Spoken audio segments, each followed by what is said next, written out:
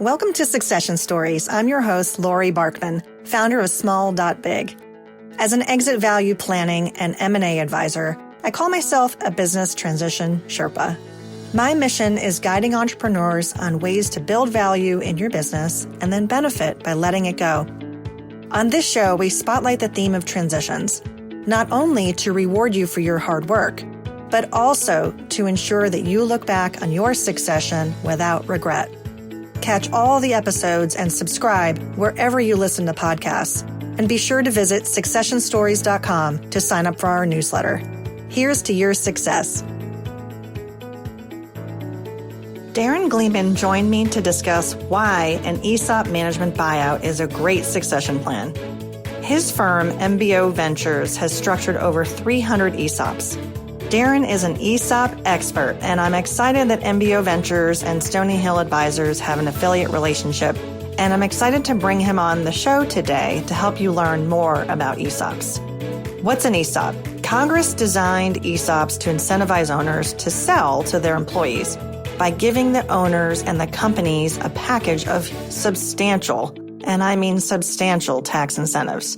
Listen in as Darren discusses why you might consider an ESOP over selling to a private equity firm, and why an ESOP is a great method to transfer your family-owned business to your children and your employees, and how women-owned, veteran-owned, and minority business enterprises can sell to an ESOP and maintain their certification. Grab a pen or get your notepad because you'll probably want to take a few notes. Listening on the go? No worries, I got you. Just jump over to successionstories.com to get the full transcript. Darren Gleeman, welcome to Succession Stories. This is going to be a really interesting episode for people who are interested in learning more about vehicles to have a succession of their company through what's called an ESOP. It sounds scary. It sounds like a 401k thing. It sounds like something we might have heard about, but we're not really sure.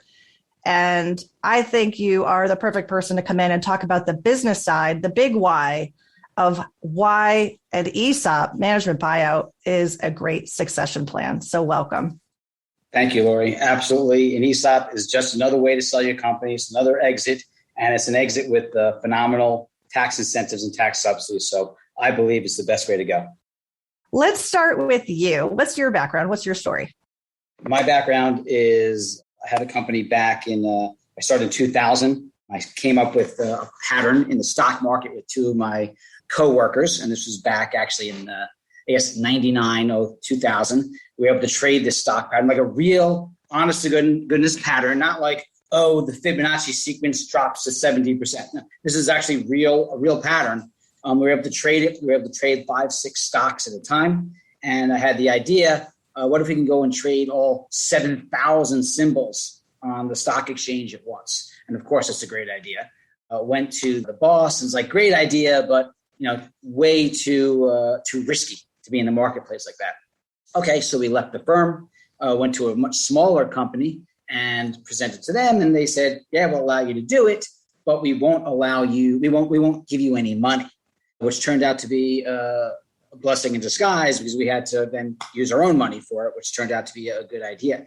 I think finally, right after 9/11, about November of 2001, we launched our first program, meaning the computer just ran the entire operation.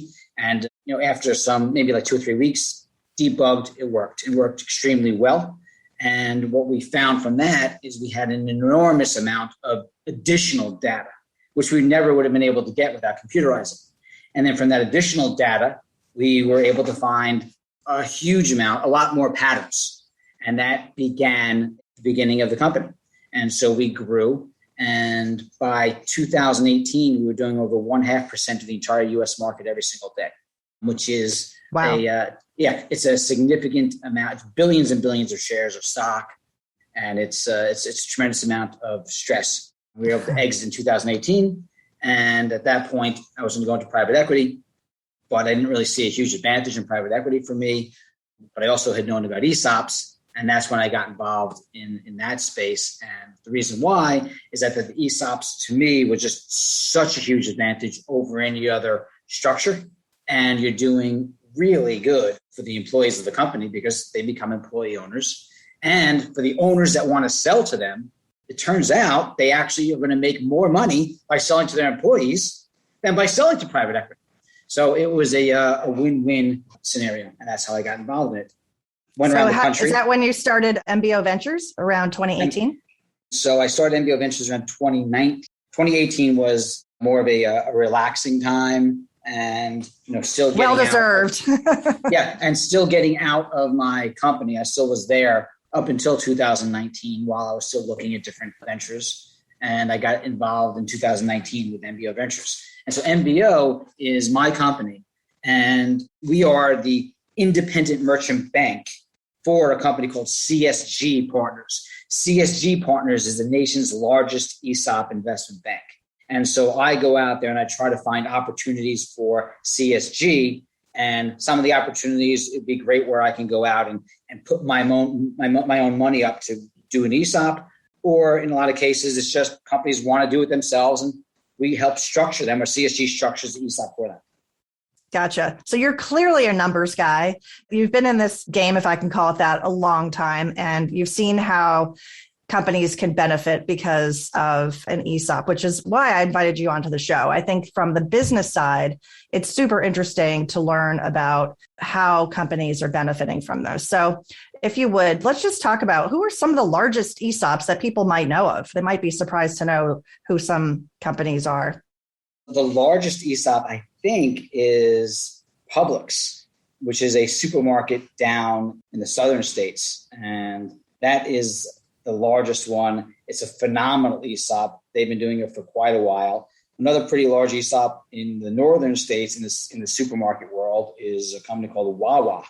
So anybody that's been to school in Philadelphia, they know Wawa. And that also is that's a minority owned ESOP.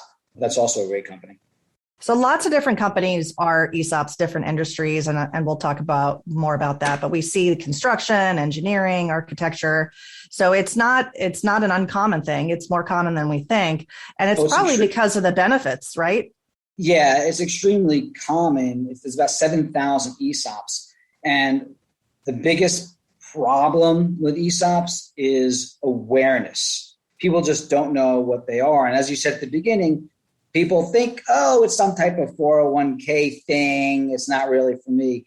Once we go in and we explain what it is, you always get, wow, that seems too good to be true. And how is it possible that no one ever told me about this before? Because it really is such an amazing vehicle to exit. So Joe Biden, the president, his economic advisor, his name is Jared Bernstein, did a paper on ESOPs. And he did this back in I think it was the fall of 2020. And in the paper, he was learning all about ESOPs, what it is, why aren't people doing ESOPs more? And he came up with the conclusion. And the conclusion was awareness. That's it. It's awareness. Because who's going to tell you about an ESOP? Well, if you want to sell your company, you go to an investment banking firm. They're not going to tell you about it because they don't know. They just want to go out and sell you to a bunch of private equity firms, right? If you go to an attorney, well, unless the attorney specifically understands it, they are really geared towards, the legality of selling your company to a private equity firm, not selling your company to the employees via the ESOP. So it's just a matter of people just don't know what it is. And if you want, I can dig right in and give you some of these. Yeah, let's jump in. Okay. So as I said before, it's just a way to sell your company. Let's just go through the numbers. And these are going to be simple numbers, so your listeners will be able to understand it. Let's just take a simple manufacturing firm, and we'll take it from California because I'm dealing with something right there. So let's say the company earns about $20 million a year, and the valuation of that firm is $100 million. So 20 million times 5 equals $100 million, and that's going to be the valuation for this example. Well, if you go out and sell this company to private equity, right, you're going to sell it for $100 million, and then you got to pay your capital gains tax. Right now, forgetting about any brand new laws coming into effect, you're going to have to pay in California, the capital gains tax is about 35%. So that means you got to pay $35 million in capital gains tax. So you come home with $65 million. That's great. You got to pay $35 million. Well, if you sell your company to your employees via the ESOP, well, there is no capital gains tax. That's deferred. That's an incentive that the government gives you. So you can defer your capital gains. And if you structure correctly, It's deferred forever. So you can really have $100 million. And that's a huge benefit. Number two, where are the employees getting the money, right? Well, all right, well, they're not putting up any money. There's not a dime from the employees. This is a gift to the employees. In ESOP, the way it's structured, we structure it just like a private equity. So with a private equity firm, when they come into the firm, right? So they can say, look, all right, it's $100 million is the purchase price. We, as the private equity firm, will put up $20 million in equity. We will get $60 million in a loan from a bank. That's $80 million. And we're going to have the owner do a $20 million earnout. An earnout means that as long as the company reaches certain milestones in the next year, 2 years to 3 years, then the owner will get that last $20 million piece. And that's how a private equity firm is going to come and buy your company. With an ESOP, very, very similar, except instead of having a third-party buyer come in and lever up your company, we're going to have the company do the same exact thing as the private equity, but the company's going to do it. So you don't need a third party. So what's going to happen here is the company goes out and gets a $60 million loan, just like the private equity, right? And they get a $60 million loan. And then we have the owner of the company take what's called a $40 million a seller note. So that $100 million is $60 million in cash plus the $40 million IOU from the company back to the owner. That's how they get their $100 million. Well, step one is, why would a bank or lender allow that? Because they don't. They want you to put some skin in the game. Well, in the instance of an ESOP, right, the skin in the game is that the government subsidizes that entire debt. Now, how do they subsidize it? They subsidize it by allowing you to deduct, the company can deduct the entire amount of the business. So in this example, the $100 million, so the company can take a $100 million deduction in addition to deducting the interest, right? So if anyone's in business, you take a loan, or just any regular person, when you take a loan, you can't deduct the actual principal of the loan, right? That just doesn't exist except with ESOPs, right? And that's a humongous advantage, and the banks know that. And the seller note portion, remember we said $60 million that you're getting in cash, you can get that up front, not paying tax on that, and then that $40 million seller note.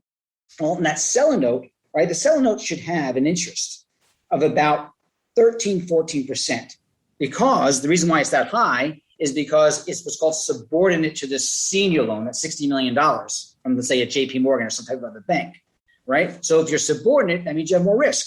So that's why the interest is much higher. But as an owner, you might not want to put 14% interest on the company of that $40 million loan. It's a lot. So we say, okay, great. Instead of doing 14%, how about the company's going to pay you 3% interest? 3%, very doable. Well, you're supposed to get 14. Well, in lieu of that additional 10, 11%, the owner is going to be able to buy back a piece of the company in the future at a predetermined price that's very, very low, almost 10 cents on the dollar. So that means the owner can buy back 30 to 40% of the stock. And those are called warrants, is the term that's used. You can buy warrants to buy back 30 to 40% of the company in the future at a predetermined price called the strike price of $3 to $4 million to buy back 30 to 40% of the company, which is phenomenal. It's a phenomenal benefit for the owner. So in 20 years from now, they could still buy back, 50 years from now, they could still buy back 30% of the company, $3 million, which is a huge, huge incentive. The third thing, and I'm going to tie everything in together in a bit, the third portion of the ESOP, which is phenomenally crazy, but again, it's a huge incentive, is that the company will run 100% tax-free if you sell 100% of the company to the employees. So remember, you're still going to be able to buy back a chunk of the company in the future. But what we're going to have is the company will be able to run 100% federal and state tax-free as soon as the ESOP is completed, which is a huge benefit. Imagine running with paying no taxes. So now let's just walk through what I just said step by step for a second. So day one, remember it's $100 million. Day one, the owner will get $60 million. Okay, that's $60 million they get not paying capital gains tax on. Now remember, in this example, we're selling 100%, but paying no tax at all. So that means that we'll be able to pay down this debt twice as fast as anybody else because you're saving 50% on tax. So you get to pay down this debt within 3 years. At the end of the 3 years, you can start paying back that $40 million note. Remember, there was a seller note that the owner took back. So now the owner still needs to get another $40 million. So now in years 4 or 5 or 6, the owner gets paid back that additional $40 million. So by year 6, the owner now will have $100 million that they got from the company and from the bank. That note is all paid down. And now the company is running completely tax-free. So you have a manufacturing company in California that's running completely tax-free. Well, what can you do? Well, capital expenditures. I can now start buying more equipment. I can actually start acquiring, if I want, other firms. And, oh, this is cool. When I start acquiring other firms and I bring them into my fold, all of a sudden, I'm not paying any taxes anymore. So the ESOP structure allows us to grow much faster and much greater than if we didn't have the ESOP structure. And so that's really the general world of how an ESOP works. And now if you look at it, let's say in this example, year 13, 14, 15, I should have been able to triple the size of my company, having the ESOP versus not having ESOP, right? So at that point, if we want, we can now terminate the ESOP, all the employees vest, and at that point, you then sell to a private equity or sell to a strategic, or the former owners, whoever has those warrants, can go and buy back that company. So everyone does super well. So what you'll find in these ESOP structures, a lot of times there's always a termination of the ESOP. And well, why are they terminating it? Yeah, because that's how people really make the money. If you are a business owner, you make a lot of money every year, you can make money, you're paying taxes, but where do you make your huge money? You make your real money on the exit, when you can go out and get a nice multiple. And so that's why a lot of these firms, a lot of these ESOPs will terminate. And that's a very large payday for the employees. And they can become millionaires. So they can, definitely become millionaires. And there's sort of more than 2 bites at the apple in that sense, because they're really creating an amazing wealth opportunity for the stakeholders of the business, whether it was family members or whether these are now employee owners. That's huge. These are real dollars. These are big dollars. Oh, these are humongous real dollars. The average retirement plan or retirement savings for like these employees, the average is like $150,000, $160,000 per employee. It really is fairly huge. And there's no comparison. In terms of family members, a lot of times you have a business, right? And so you want to get your business to your family member. That's a lot of businesses. They want their children to run the company. Well, you can't just give your company to the children, because it's huge tax events. So that doesn't work that way. So the structure, forgetting about trusts, the way the structure works is, all right, what we're going to do is, let's take that same example. It's a $100 million company. We're going to sell to the kids over 10 years. And over 10 years, the kids will pay us out $10 million a year. And the reason where they got that number is year one, remember this company makes $20 million. Well, they got to pay 50% tax. So it makes $20 million. Then they pay the $10 million in tax. The company has $10 million left over. They take that $10 million and pay it to the parents. The parents have that $10 million. They then pay the capital gains tax. So now the parents are left with $6.5 million. Rinse and repeat for 10 years. That's a traditional method of how you will get your business from you to your children. Okay, very tax inefficient, but that's the way it's done. And the reason why people do that, they don't know about ESOPs. If they did it the way I'm saying now, right, the parents can do the ESOP, get that $100 million completely capital gains tax-free. They're going to get that over about 6 years. The children will now get the warrants, and the warrants will allow them to get 40% of the company into the future, where they can now build up that company tax-free. Now, when they're ready, they can have that exit much further down the road. And not only do they enhance themselves, which they're going to make a lot more money themselves, but they're going to make their employees rich. And because the employees are getting so much of the company, the employees become much more productive. An employee in an ESOP that understands how the ESOP works has been shown to be 50% more productive. So if your company normally grows at a 5% annual rate, once you put an ESOP on it, it'll grow at 7.5%. I mean, it's a phenomenal structure. Just think about it. It's your own podcast. When you work on your podcast, you're waking up early. You're taking effort, right? Because it's yours. Well, if you were working for someone else, you're not going to act the same. It's not going to be as important. When you become an owner, it's a huge difference. And that's the way people's mind thinks in ESOPs. Well, what's really going to be telling in the next few years, Darren, I think is, a lot of industries today are facing a talent war, whether you're in manufacturing, whether you're in a service business. It's really hard to recruit and retain because it's a job market where people are switching. And we talk about that a lot on the show. How do we participate in this in a productive way? It starts with your culture, but there's also incentives at play here, right? In terms of how are people compensated? Do they view themselves as owners long term? And an ESOP, I think what we'll probably see in the data is that the longevity of and the tenure at ESOP companies is, I would guess, longer than at other non-ESOP companies, just general, right? And it's a huge benefit. So again, in this environment where it's so difficult to recruit and retain, I think that's going to be really, really important. So I love the point about family businesses. A lot of folks who listen to the show, are in a family business, might be running it, or they might be thinking about a transition to their family. So this certainly is a great option. Some others that are listening might not be in a family business, but considering benefits of a management buyout. And why might they consider what you call a LEMBO, which is a leveraged ESOP management buyout? Why might they consider this as a great succession plan? Yeah, because if you're a management team, and I'm dealing with a company right now that's in exactly this scenario, and there's a 93-year-old owner that owns, I guess, 51% of the company. And his son owns 49%. It's like all these family issues. And I'm talking to the CEO. Well, they're talking to private equity firms. And so when they talk to a private equity firm, what's going to happen is the management team that's there will stay for the transition and then will be let go because you don't need, 2 marketing directors, 2 CFOs, 2 CEOs, 2 COOs. They will be let go. So it's much better to put their fate in their own hands. And so if they created this structure with the ESOP, they can easily do it. Now, the only difference here than the traditional ESOP I just discussed with you is that, remember that warrant portion? Instead of the warrants going to the owner or the children, those warrants get to go to the managers. The management team buys those warrants. Now, the warrants have a certain value. Maybe they're too expensive today for them to buy because they're valuable. But what happens is they can pay for those warrants at the exit, 10 years down the road.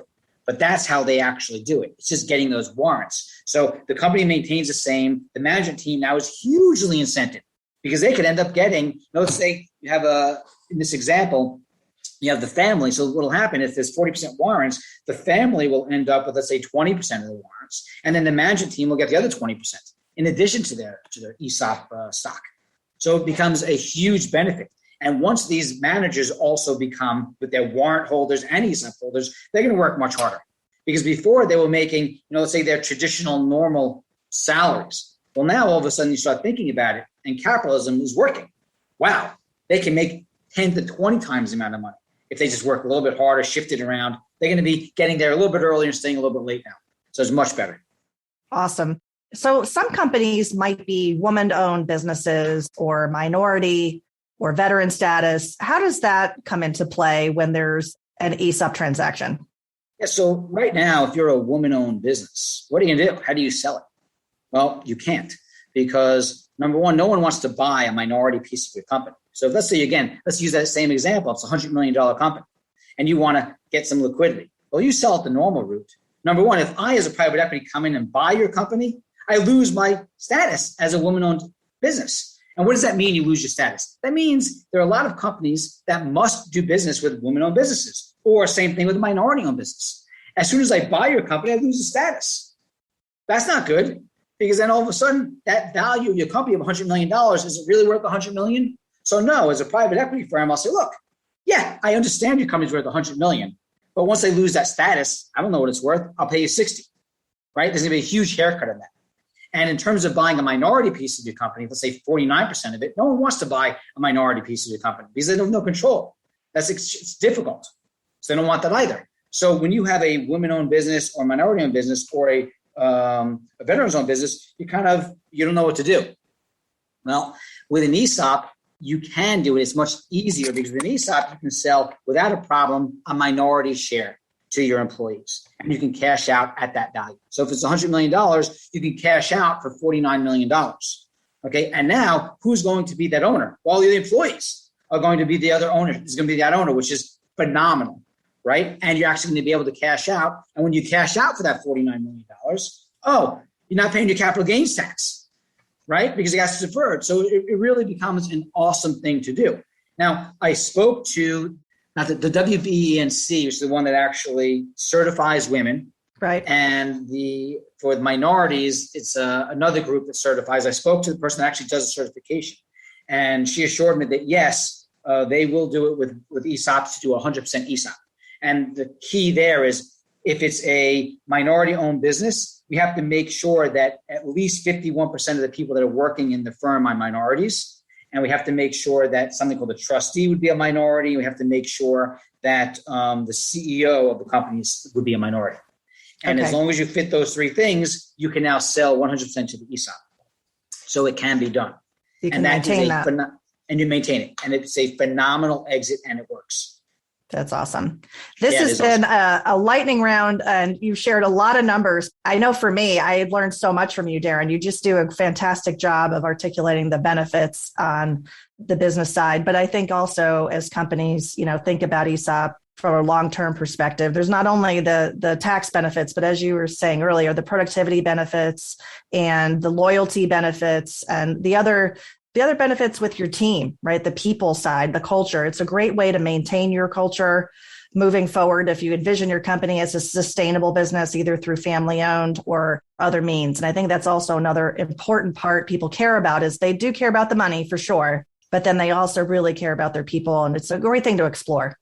Oh, yeah. For the people, there's the statistics. Again, just taking some number statistics, it's crazy. So I said before, the median savings rate, right, for ESOP worker is about 170 grand versus for non-ESOP workers, it's 17 grand. But then when you start dialing it down for minority workers, it's kind of insane. So a Latino woman jumps from having no savings, right, to when she's in an ESOP having over $140,000 in savings as part of an ESOP. For an African-American woman, she goes from no savings to having over $32,000 as part of an ESOP. And for an African-American man, it vaults from no savings to $180,000 if they're part of an ESOP. It really is phenomenal. In terms of productivity, ESOP employees they're much more engaged. Absenteeism drops. And as I said before, productivity increases tremendously. It's phenomenal. It's phenomenal. If people want to learn more about the ESOPs, they can certainly reach out to me and I'll connect them to you. As I mentioned in our intro, our firms are doing business together, Stony Hill Advisors and MBO Ventures. But if they want to reach out to you directly, Darren, what's a great way to find you? A great way is text me at my phone number. You can call me too, but then I'll see unknown. So you can text at 646-734-2035 or call me. That's fine. And great is just to email me. And you can email me. You probably have it, somewhere in your podcast. It's dgleeman, DGLEEMAN at MBOVentures.com. MBO Management Buyout, MBOVentures.com. Awesome. So as I always ask my guests, if they have a favorite quote, Darren, what is yours? Oh, my favorite quote is from Winston Churchill, which is exactly, it really is a phenomenal quote, which he says, success is not final. Failure is not fatal. It is the courage to continue that counts, which anyone that has a business, anybody in life, just in general, that is the quote, because nothing lasts forever. Nothing is always great. Nothing is always horrible. It's persisting through it and just keep moving forward. And that is very true. I mean, everyone on this planet, right? I don't care if you're a king or we all go through, we're all humans. We all feel the same way. So it's really just pushing through. And so I really love that comment. And, sometimes I wake up in the morning and it's like, you wake up nervous, with a pit in your stomach. Other days you can wake up feeling great. And when you're feeling those days and you have that pit in your stomach, it's like, all right, let's battle it through. So, that quote is actually, it's pretty cool. Just not only in terms of business, but just in terms of life. I like it. That is a great quote. That's a great quote. Yeah. The courage to continue. Darren, thank you so much for joining me today on Succession Stories. And I really appreciate you coming on. Absolutely. Thank you. My objective is for you to have a lucrative and successful succession. If you want to understand the value of your company today, the potential net proceeds of a transaction, and your financial needs after you leave the business, that's a great place to start.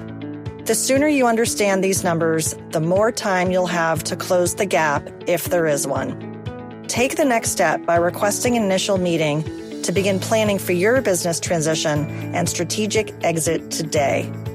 Request a call with me by visiting smalldotbig.com. That's smalldotbig.com. I look forward to speaking with you.